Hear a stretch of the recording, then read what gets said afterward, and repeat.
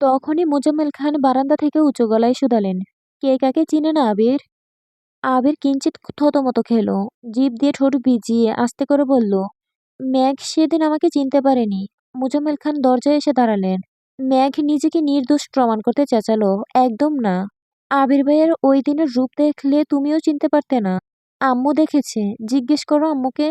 মোজাম্মেল খান পুরো গলায় বললেন, আমার মেয়ে আবিরকে চিনতে না পারার ব্যর্থতা সম্পূর্ণ আবিরের। এতগুলো বছরে ওর কি ম্যাগের কথা একেবারের জন্য মনে হয়েছে?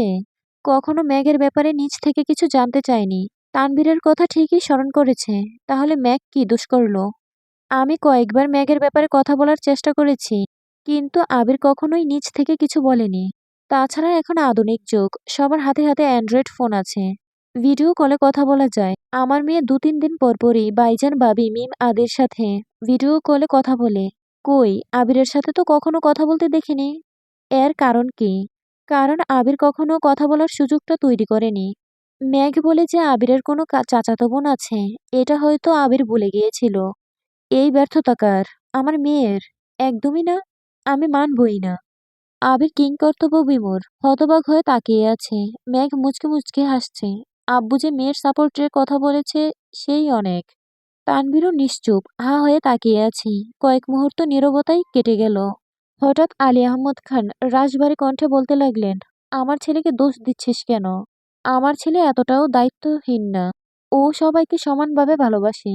বাহিরে থাকাকালীন কল দিলে একজন একজন করে সবার কথা জিজ্ঞেস করত।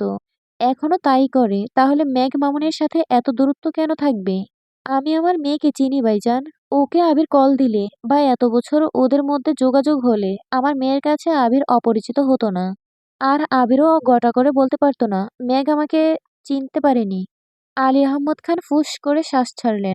একমাত্র ছেলের নামে এমন বদনাম উনি সহ্য করতে পারছেন না। মাঝখান থেকে আবার বলে উঠল, সরি আব্বু, সরি চাচু, সব দোষ আমার, সব ভুল আমার। আমি বুঝতে পারিনি। মেঘের খোঁজ না নেওয়া অপরাধে আমাকে একদিন আপনাদের সামনে কাঠগড়ায় দাঁড়াতে হবে। বুঝতে পারলে আমি সকাল সন্ধ্যা মেঘকে কল দিতাম। এই অপরাধের শাস্তি কি? আলী আহমদ খান চাপা স্বরে বললেন, শাস্তি সময় মতো পেয়ে যাবে। আগামীকাল ঈদ, তাই এখন কোনো শাস্তি দিতে চাই না। তানভীর মিটি হাসছে। মোজাম্মেল খান মৃদু হেসে বাইরে চলে গেল। আকলিমা, হালিমা ও পাশের রুমে চলে গেলেন। আবির তানভীরের দিকে চোখ রাখলো। তানভীর আবিরের কানের কাছে এসে ফিসফিসিয়ে বলতে লাগলো, তুমি যে আমার বোনের খোঁজ খবর নেওনি, এই কথা সবাই জেনে গেছে। এখন শাস্তি স্বরূপ তোমাকে মালার সাথে বিয়ে দেওয়া হবে।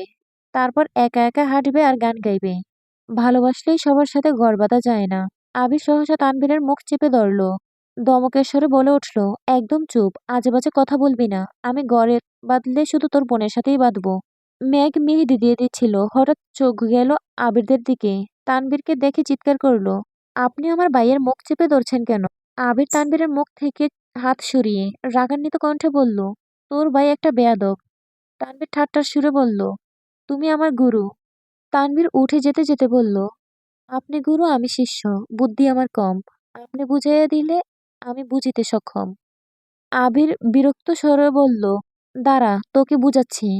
ভোরের আলো ফুটতেই ঘুম ভাঙল মেঘের। চোখ পিটপিট করে তাকাতেই দেখলো বসার রুমের ফ্লোরে শুয়ে আছে। মাথার নিচে বালিশ, গায়ের ওপর চাদর। কিন্তু এখানে তো কোনো বালিশ ছিল না। মেঘ রাতের ঘটনা মনে করার চেষ্টা করলো।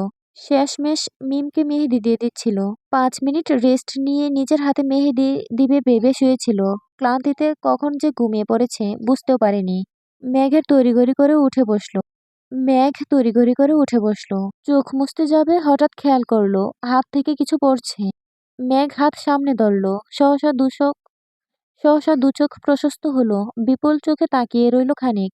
মেঘের এক হাত মেহেদি রাঙা। কিছু কিছু জায়গায় মেহেদি শুকিয়ে পড়ে যাচ্ছে। মেঘ ঘুরিয়ে ফিরিয়ে নিজের হাত দেখছে। হঠাৎ নজরে পড়ল ডিজাইনের একপাশে ছোট করে লেখা স্পারো। হতবিহ্বল মেঘ স্তব্ধ হয়ে আছে। মেহেদি কে দিল? হঠাৎ মনে পড়ল, আবির ভাই নয় তো? আবিরের কথা ভাবতেই মেঘের ঠোঁটে হাসি ফুটল। প্রশান্তির নিঃশ্বাস বেরিয়ে এলো। জটপট করে উঠে শাওয়ার নিতে চলে গেল। মিমরা এখনো ঘুমে। মা কাকিমণির রান